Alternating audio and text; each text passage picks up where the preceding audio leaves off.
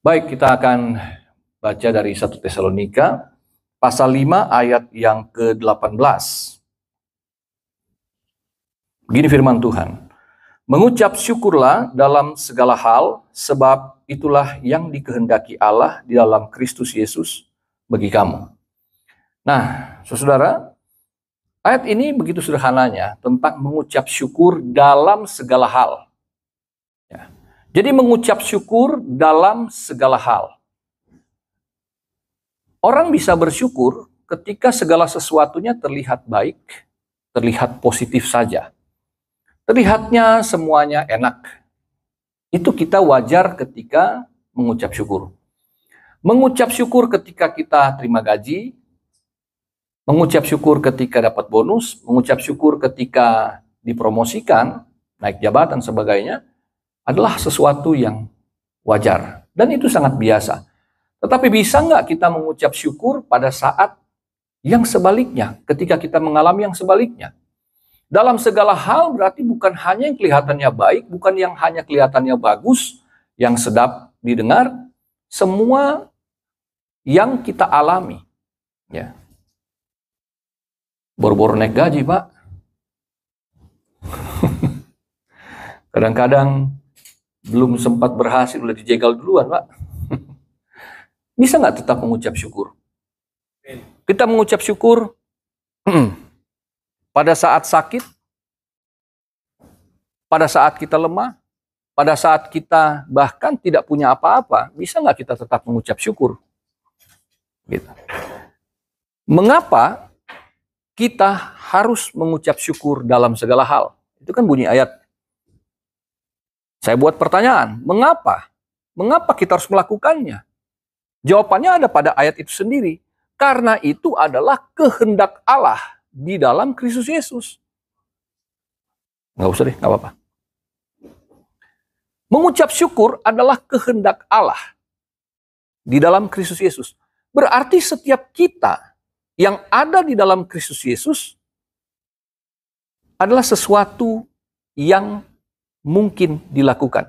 Karena banyak orang berkata, mungkinkah saya dapat mengucap syukur dalam segala hal itu? Mungkinkah saya dapat mengucap syukur ketika keadaan tidak baik-baik saja? Ketika segala sesuatunya terlihat buruk, bisa nggak saya mengucap syukur? Jawabannya harus bisa. Mengapa? Sekali lagi saya bikin pertanyaan aja. Mengapa begitu?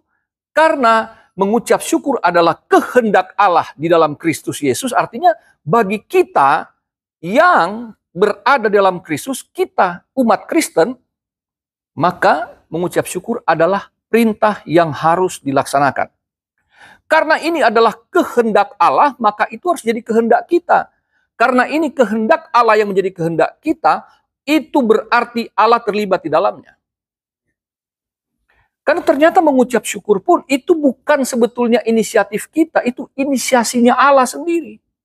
Karena itu kehendaknya kan. Dan mengucap syukur itu tidak lepas dari ayat sebelumnya, ayat 18 ke ayat 17-nya. Tetaplah berdoa. Oke. Sebelumnya tetap bersukacitalah senantiasa. Ini hal yang harus dilakukan dalam satu paket ketika kita berada dalam hadirat Tuhan. Ketika kita sedang berdoa, maka mengucap syukur adalah bagian dari doa itu. Bagian dari penyembahan itu. Karena orang Yahudi, orang Israel, setiap berdoa, mengucap syukur adalah bagian dari penyembahannya. Sebab itulah kalau kita membaca Mazmur 50 ayat 14 dan ayat 23 dikatakan, persembahkanlah syukur sebagai korban yang berkenan kepada Allah. Berarti waktu kita mengucap syukur itu bukan sekedar kata-kata biasa, tetapi merupakan bagian, bukan hanya doa yang biasa, tapi dari penyembahan kita yang terbaik.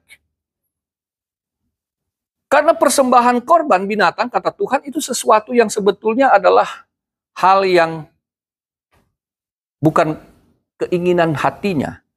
Karena itu adalah korban yang dilepaskan bergantung dari si penyembahnya. Ingat tentang kisah Kain dan Habel.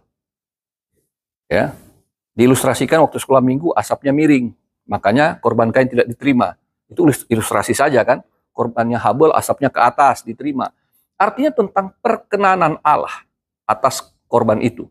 Jadi bergantung dari si penyembahnya. Jadi dari waktu kita mengucap syukur, itu berbagian dari diri kita dalam posisi sebagai penyembah. Gitu. Nah, penyembah ini sekali lagi, karena dia dalam segala hal berarti tidak bergantung apa yang sedang terjadi pada kita. Satu hal yang harus dilakukan adalah tetap mengucap syukur. Gak gampang. Karena itulah, waktu Tuhan bicara dalam Ibrani 11 ayat yang keempat dikatakan, karena iman, maka persembahan Habel itu diperkenan Allah.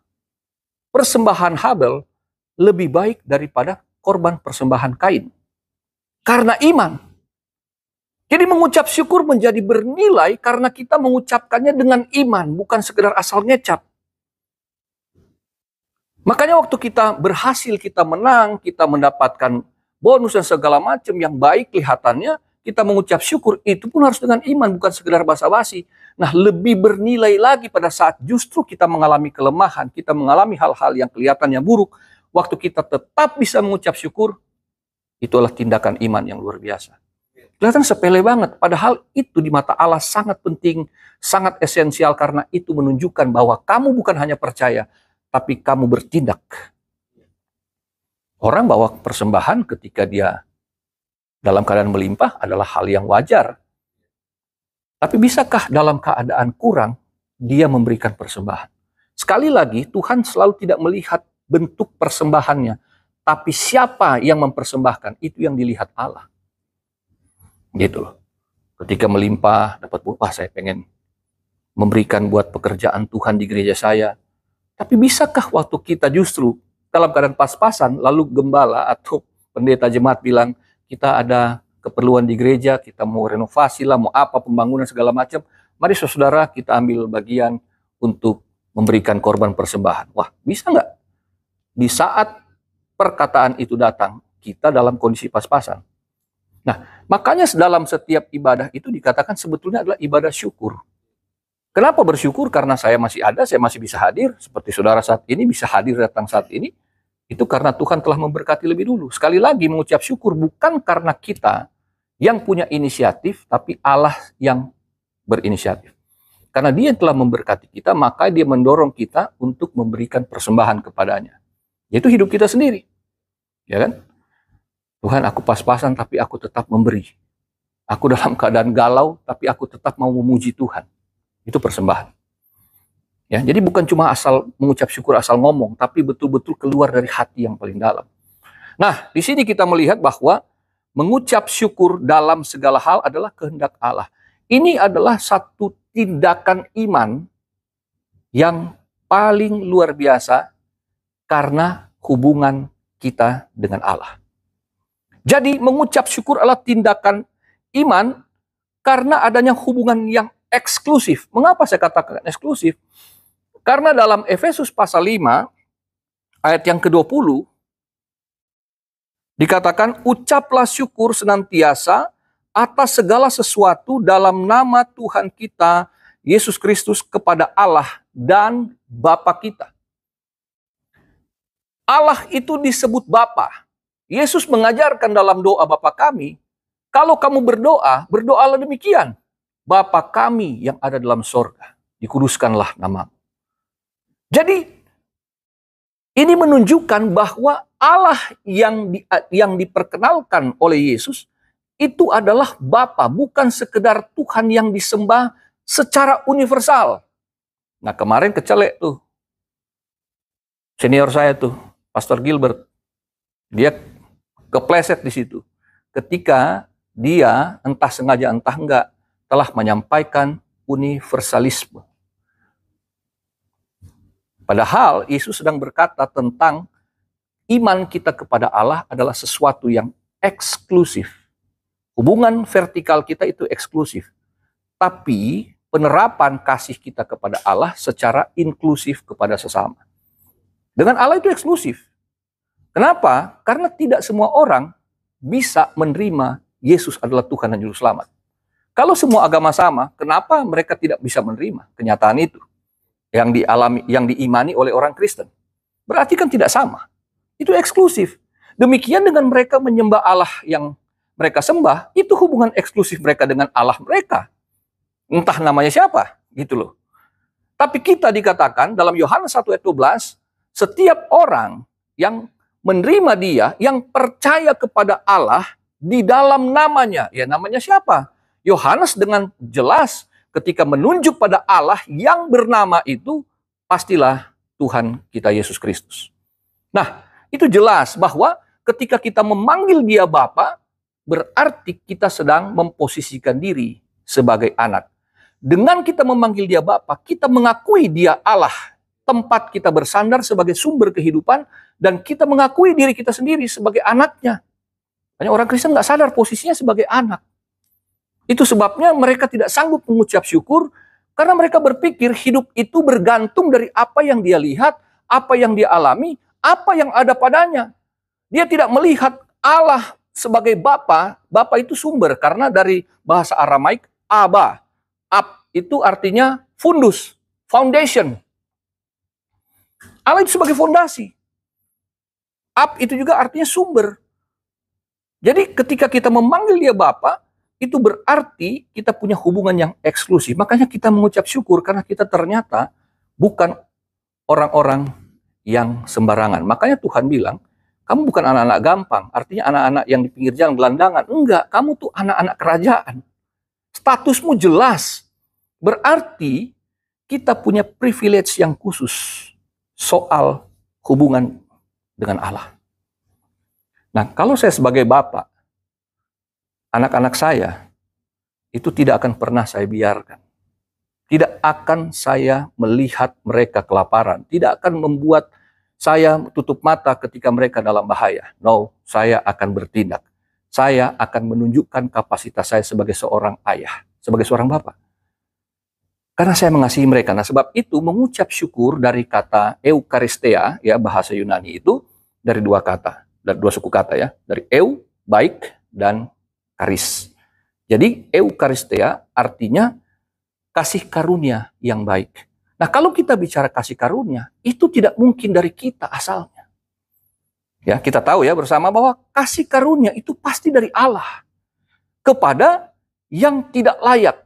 Kita yang tidak layak sekarang dilayakkan. Kita yang tadinya orang luar, kata firman, sekarang kita orang dalam. Kita orang berdosa, sekarang orang yang dibenarkan karena iman kepada Yesus Kristus. Itu eksklusif. Nah, dengan demikian bahwa eucharistia adalah tindakan balasan kita dari apa yang telah Allah berikan sebelumnya. Allah mengasihi kita tanpa syarat, maka eucharistia, mengucap syukur, berarti kita juga menyatakan kasih kepada Allah tanpa syarat. Makanya dikatakan dalam segala hal. Kalau kita mengucap syukur karena ada sesuatu yang menguntungkan kita, itu bersyarat kita, ya Tuhan, saya akan mengucap syukur. Saya akan berikan persembahan, saya akan melayani, saya akan berbuat sesuatu kalau Tuhan memberkati saya. Itu bersyarat. Tapi apapun yang terjadi, katakan, dalam segala hal, maka kita bersedia untuk melayani dia. Kita bersedia untuk beribadah. Kita bersedia untuk menyatakan kasih. Karena mengucap syukur, eucharistia dari kasih karunia, berarti kita mengakui Allah mengasihi saya dalam segala hal. Ya kan? Termasuk dalam problematika kita. Dalam kehidupan kita yang banyak masalah, saya harus percaya Allah turut bekerja dalam segala perkara. Roma 8 ayat 28 itu. 26 sampai 28 itu bicara tentang kalau kamu nggak tahu bagaimana berdoa, artinya ini orang yang sudah buntu banget, sudah nggak tahu mau berdoa gimana. Masalah sudah berat, orang suruh berdoa coba. Susah dia, bingung. Tapi dikatakan, Roh Allah itu, Roh Kudus akan membantu kamu untuk berdoa. Lagi-lagi dia yang menginisiasi. Ketika kita nggak mampu berdoa, kita nggak mampu bersyukur, dia yang mendorong kita. Dia yang memampukan kita. Maka di ayat 28 dikatakan, Allah turut bekerja dalam segala perkara yang mendatangkan kebaikan bagi kita. Jadi dalam segala hal, akhirnya kita mengucap syukurnya tanpa syarat kepada dia. Dalam posisi apapun, dalam keadaan apapun. Haleluya. Karena itu adalah satu tindakan balas kasihnya Allah. Allah mengasihi kita tanpa syarat, maka kita pun mengasihi dia tanpa syarat. Itu dalam segala hal. Puji Tuhan. Nah, sekarang kita melihat bahwa mengucap syukur ini sebetulnya Tuhan Yesus mempraktikkan sendiri. Dia mempraktikannya dan dia mempertontonkan kepada kita bahwa luar biasa akibat dari mengucap syukur itu. Ketika Yesus, kita kan baru merayakan Paskah nih kemarin. Eukaristia atau kalau kita biasa, inilah kalau orang Katolik biasa atau Protestan, biasa menyebut itu Ekaristi. Ya, ada sakramen, khususnya dalam perjamuan kudus. Nah, di dalam Matius pasal 26 ayat 27 sampai 29, di sana Tuhan Yesus dikatakan dia mengucap syukur. Dia mengucap syukur atas cawan, ya, yang berisi anggur itu, di mana cawan itu melambangkan darahnya sendiri. Gitu. Matius 26 ayat 27 ya. Sesudah ia mengambil cawan, mengucap syukur, Eukaristia, menggunakan kata Yunani yang sama, lalu memberikannya kepada mereka yang berkata, minumlah kamu semua dari cawan ini, ayat 28, sebab inilah darahku, darah perjanjian yang ditumpahkan bagi banyak orang untuk pengampunan dosa.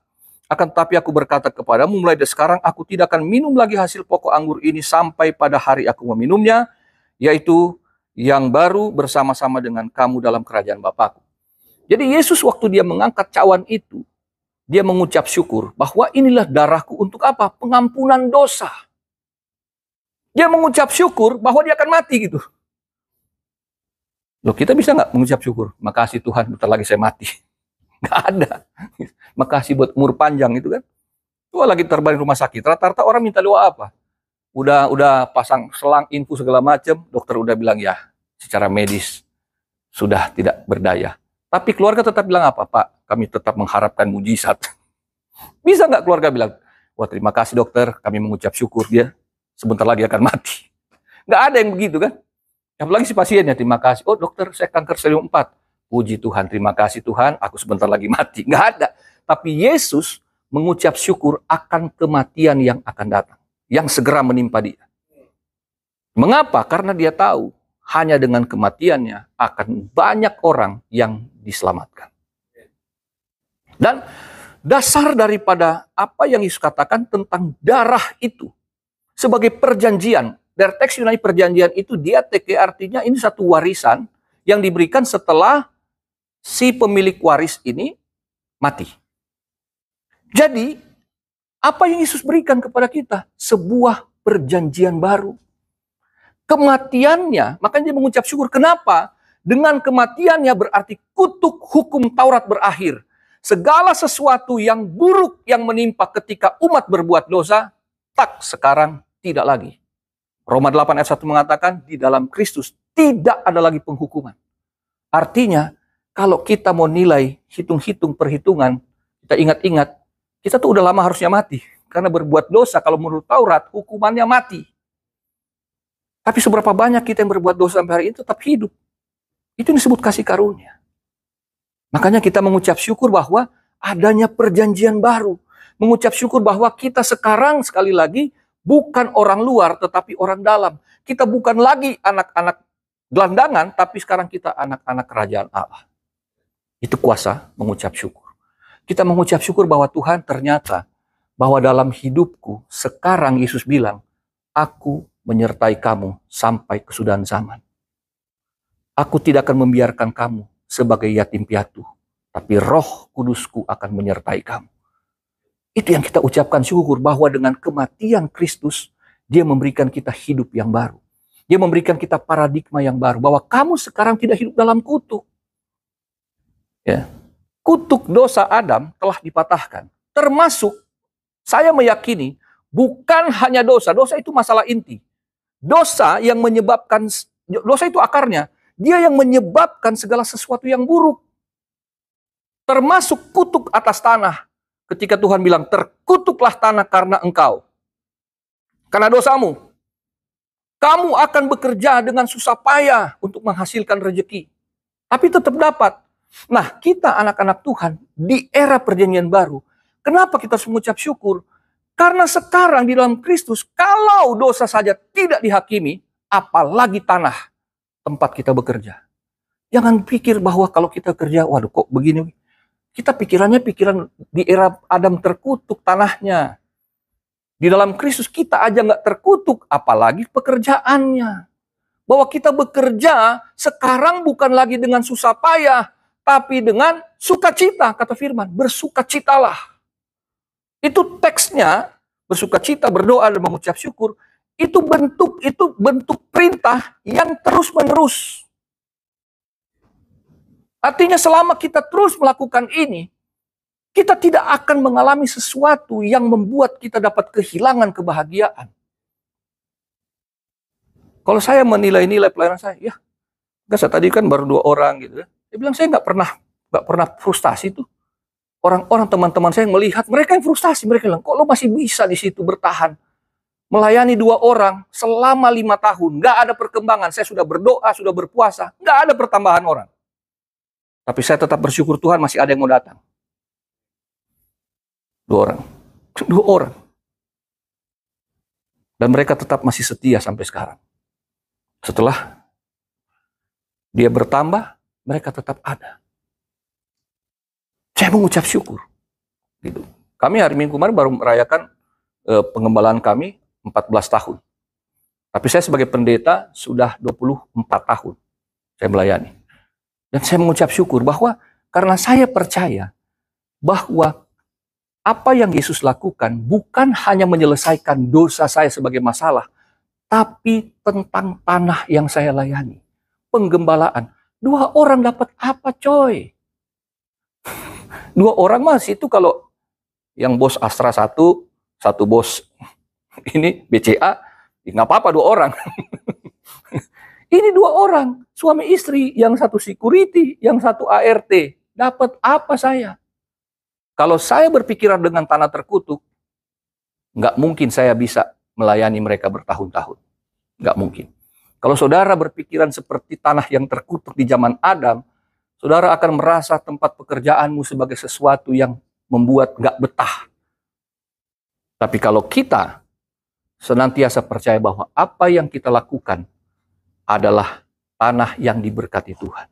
Ingat, meskipun Israel itu berdosa, tapi Tuhan menyediakan tanah Kanaan sebagai tanah yang apa? Tanah yang diberkati, yang melimpah dengan susu dan madu. Kenapa? Karena perjanjian. Apalagi kita di perjanjian baru. Lebih kuat sebetulnya perjanjiannya. Karena Israel sampai sekarang masih menantikan Mesias, kita sudah dapat Mesiasnya. Kita sudah dapat keselamatan yang kekal, berarti berkat yang lain pun sudah menjadi bagian kita. Haleluya. Nah, lalu yang kedua, Yesus mengucap syukur itu pada saat apa? Pada saat peristiwa memberi makan 4.000 orang. Ini peristiwa mujizat yang kedua. Pertama kan 5.000 orang yang kita tahu ya. 5 ketul roti, 2 ekor ikan. Di mujizat yang kedua ini, 4.000 orang, 7 ekor ikan, 7 ketul roti, dan beberapa ekor ikan kecil. Sama-sama nggak masuk akal untuk mencukupi kebutuhan ribuan orang saat itu. Bayangin, biarpun pendeta Pariaji waktu itu masih hidup, kalau KKR, kalau Natal KKR di Glora, tetap aja pakai Hokoka Bento. Pesan itu beli, bayar. Nggak ada tuh cuma 2 Hokoka Bento diangkat atau jadi 100.000 orang datang penuh. Nggak, bayar. Tapi saat itu Yesus KKR, nggak ada sumber daya lain. Karena dialah sumber itu sendiri. Haleluya. Dan pada saat itu bilang ada berapa? 7. Mustahil, ya.